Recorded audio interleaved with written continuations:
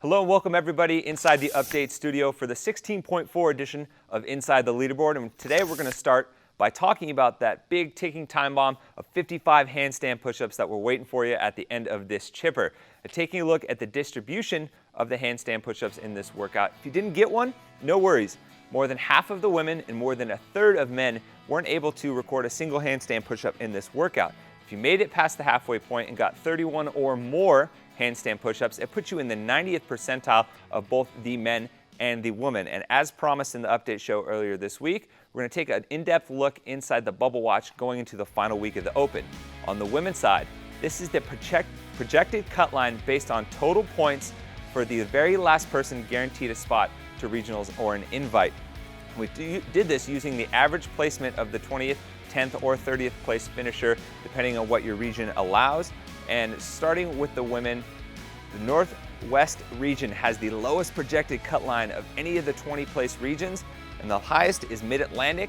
Of course, Asia, Africa, Latin America, their points are going to be a little bit off. Europe, Australia, their points are going to be a little bit off because of the amount of spots that they're given to regionals. But taking a look at the men's side, the distribution is fairly similar. This is the projected cut line for all of the regions, all 17 of them. So if you're one of the athletes that's on either side of this projected cutoff points number, you want to be focused squarely on how many points you have and how that relates to this number when you're debating whether or not to do another redo or maybe just be satisfied with your score in 16.5.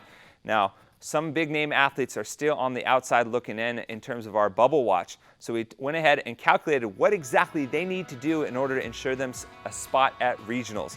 Alex Nettie and Jeff Evans in 21st and 24th respectively in their regions.